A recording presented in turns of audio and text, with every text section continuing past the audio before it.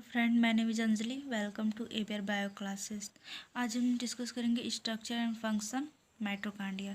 Mitochondria के structure and function को देखेंगे। तो माइटोकांड्रिया जो वर्ड है वो दो ग्रीक वर्ड से मिलकर बना है। माइट्रोस मीन्स होता है थ्रेड एंड कांड्रियन मीन्स होता है ग्रैनुअल्स। ठीक है, ये दो वर्ड्स ग्रीक वर्ड से मिलकर बना है माइटोकांड्रिया। जो माइटोकांड्रिया जो वर्ड है वो प्लूरल वर्ड है। माइटोकॉन्ड्रियन जो वर्ड है वो सिंगुलर है।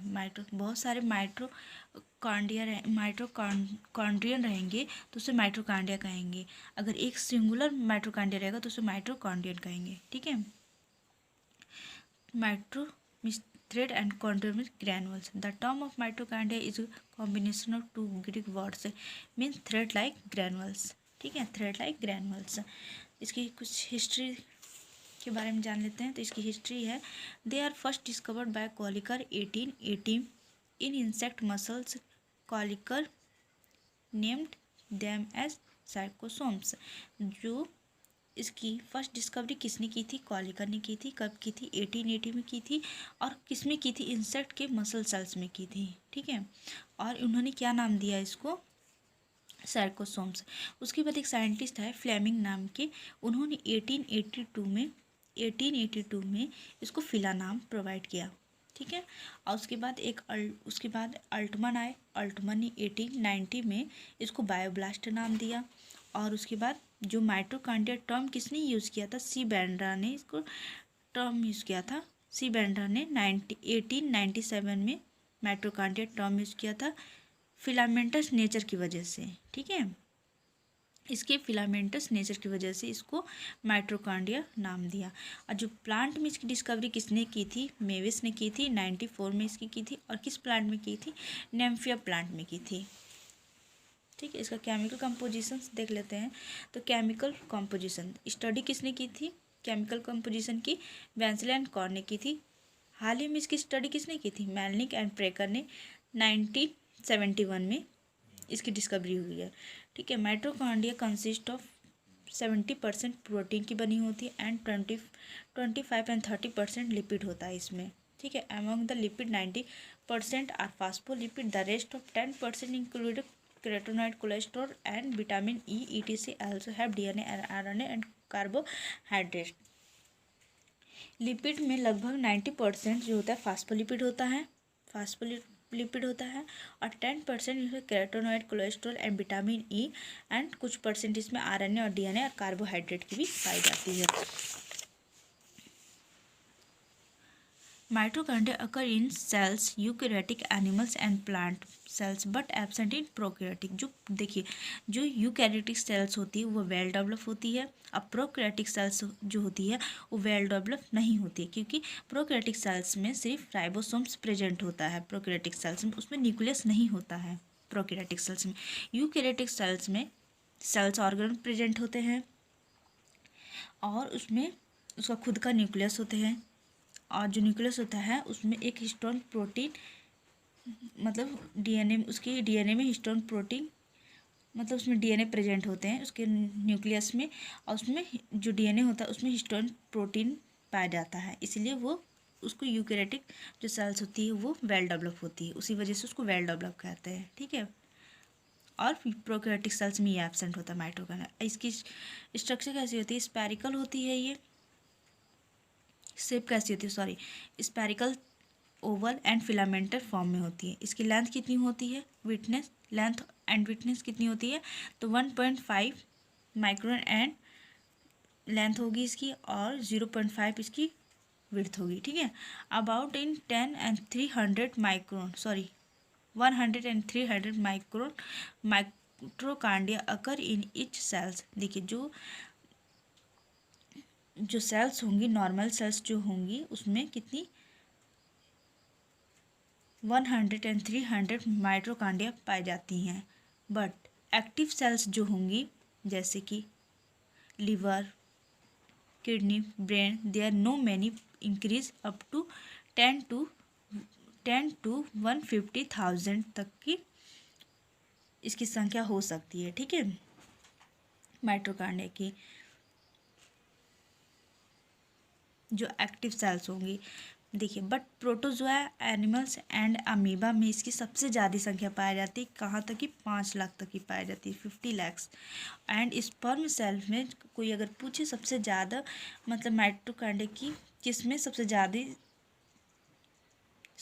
ज़्यादा पाया जाता है, तो प्रोटोजोआ, एनिमल्स एंड अमीबा में बहुत ज़्यादा इसमें मिलता है, 5 lakhs। एंड स्पर्म सेल्स जो है उसमें इसकी संख्या कितनी होती है, 20 से 24 होती है, 20 to 24। ठीक है। Mitochondria is double membrane. इसकी जो माइटोकॉन्ड्रिया है ये डबल मेम्ब्रेन इसमें होती है। ठीक है, जो सेल ऑर्गेनल्स है ये। विच आउटर मेम्ब्रेन इज स्मूथ, जो इसकी आउटर मेम्ब्रेन होती है वो स्मूथ होती है। With inner membrane fold inwardly to the form finger like projection structure दोनों की projection structure is called cristae. देखिए, इसमें फिंगर लाइक स्ट्रक्चर होती हैं जिसको वो फोल्डेड होती हैं। ठीक है, जिसको क्रिस्टी कहेंगे।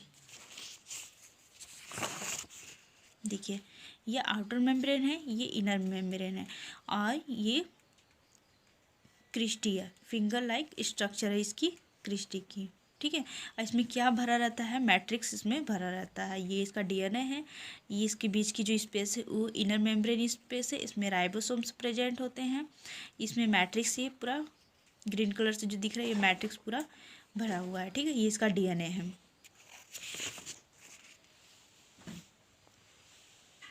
On which numerous F1 particles present called elementary particles, electron transport particles और ऑक्सीसोम। F1 पार्टिकल्स जो इसमें प्रेजेंट होते हैं उसको F1 पार्टिकल्स आप उनको किन किन नामों से जानते हैं, elementary particles, electron transport particles and ETP electron transport particles और ऑक्सीसोम। ठीक है, शॉर्ट फॉर्म में ETP इलेक्ट्रॉन ट्रांसपोर्ट पार्टिकल्स। ठीक है, और ऑक्सीसोम के नाम से इनको जाना जा सकता है। The gap between both membrane called inter membrane space. इसकी जो बीच की मेम्ब्रेन जो स्पेस होती है उसको इंटर मेम्ब्रेन स्पेस होती है। ठीक है, देखिए इंटर मेम्ब्रेन स्पेस यहाँ पे outer membrane, inner membrane, inter membrane space है।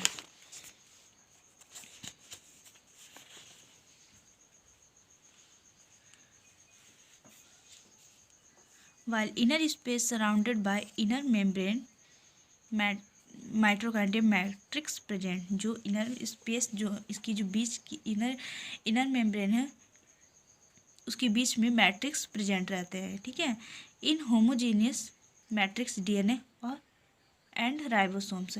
इसकी मैट्रिक्स का जो नेचर होता है वो कैसा होता है, होमोजीनियसिस होता है। ठीक है, क्योंकि उसमें डीएनए और राइबोसोम्स प्रेजेंट होते हैं। ठीक है, DNA present in mitochondria so called mitochondrial DNA. जो डीएनए इसमें प्रेजेंट होता है उसको माइटोकॉन्ड्रियल डीएनए कहते हैं।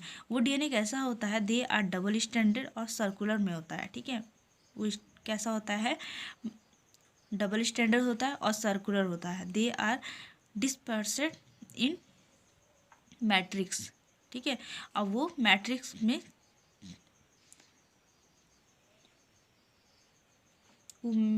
फैले रहते हैं। ठीक है, और ribosomes present in mitochondria. Ribosome mitochondria में प्रेजेंट रहते हैं। Due to presence of DNA and ribosomes is semi autonomous cells organelles. जो डीएनए और राइबोसोम्स प्रेजेंट होते हैं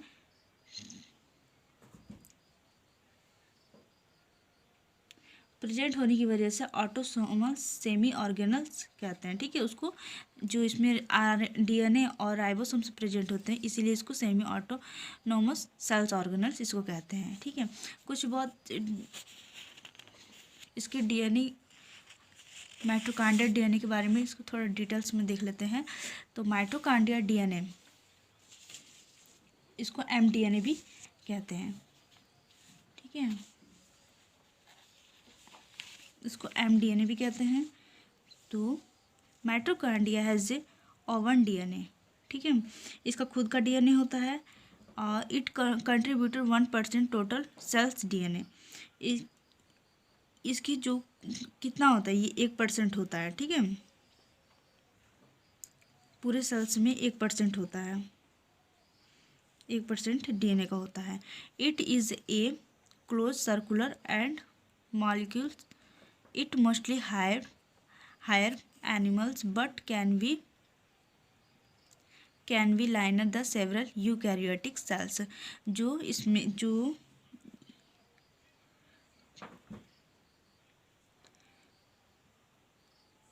ये जैसे जो एनिमल्स होता है उसमें ये सर्कुलर फॉर्म में होता है, बट ये प्लांट में कैसा होता है, ये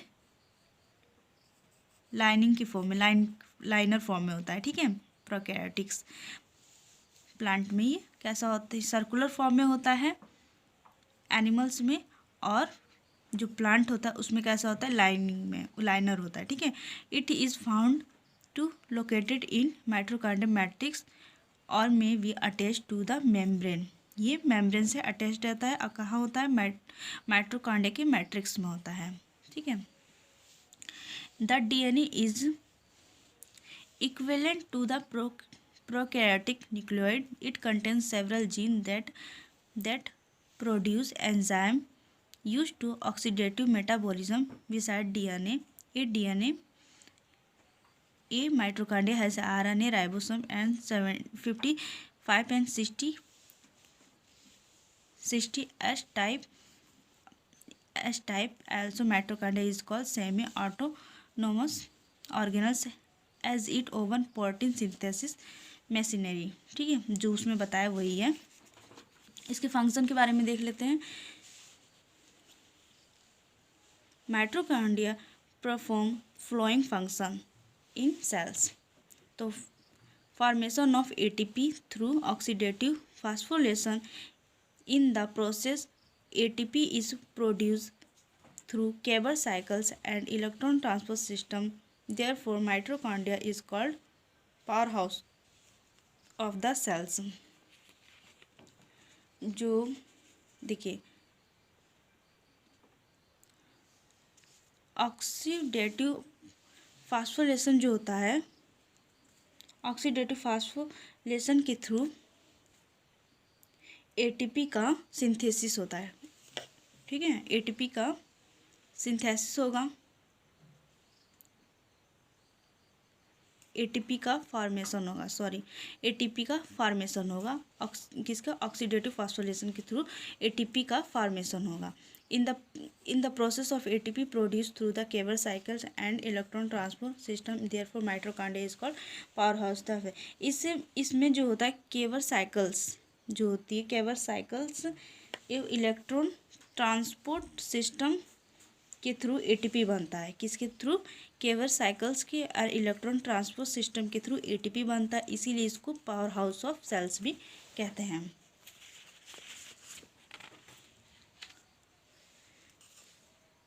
intermediate product of the cells respiration are the use in formation of. देखिए, जो इंटरमीडिएट प्रोडक्ट है सेल्स की,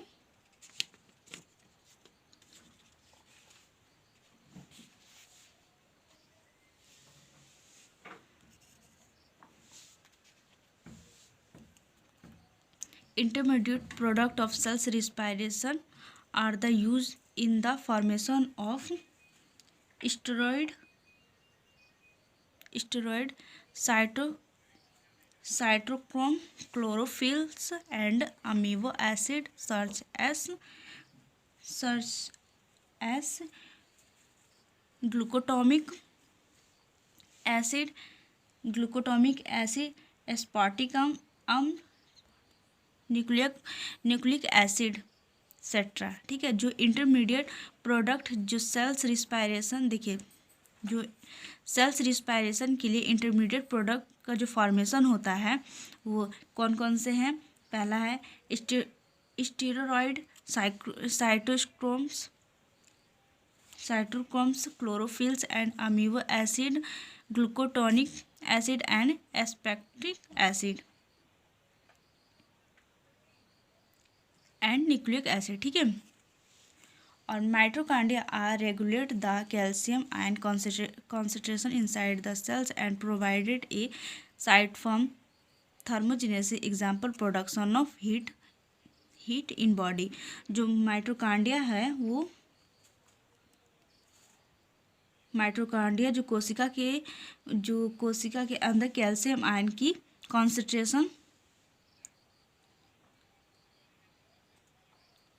कॉन्सेंट्रेशन जो होती है उसको नियंत्रण करती है, मतलब कि उसको कंट्रोल करती है।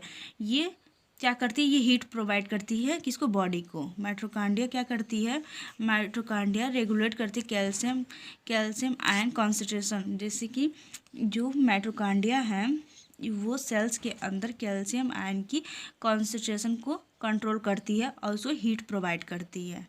ठीक है, तो बॉडी को हीट प्रोवाइड करती है।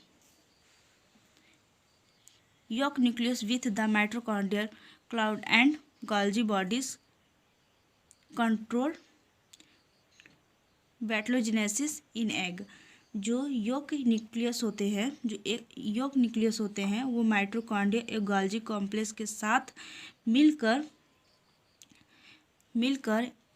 एग बेल्टोजेनेसिस को कंट्रोल करते हैं। ठीक है, एग बेल्टोजेनेसिस को कंट्रोल करते हैं। Due to spermiogenesis required energy in supplied the mitochondria. ठीक है, ये माइटोकॉन्ड्रिया को जो क्या कहते सेमीजेनेसिस जो होते हैं वो माइटोकॉन्ड्रिया को एनर्जी प्रोवाइड करते हैं, एनर्जी सप्लाइड करते हैं। ठीक है, ये इसका डायग्राम है। ये देखिए क्रिस्टी, ये देखिए ये राइबोसोम से यहाँ प्रेजेंट है, ये बीच में इसके मैट्रिक्स भरा हुआ है, ये आउटर चैम्बर है, ये इसका डीएनए है। ये इंटर ट्यूबुलर स्पेस है या इंटर मेम्ब्रेन भी कहेंगे इसको। ये inter membrane space, inner chambers, और इसको निकालेंगे इतने भाग को। जो इसके आउटर जो इनर स्पेस की यहाँ पर ये माइटोकॉन्ड्रिया जो है ये उसकी पूरी डायग्राम है। जो इसका देखिए इसका ये LS है। ठीक है, और ये इसका ये TS है। TS means transverse section. इसको कट करेंगे तो ऐसा दिखेगा और इसको लॉन्गिट्यूडिनल कट करेंगे तो कुछ ऐसा दिखेगा। तो ये इसका डायग्राम है। ये F1 पार्टिकल्स है। इसको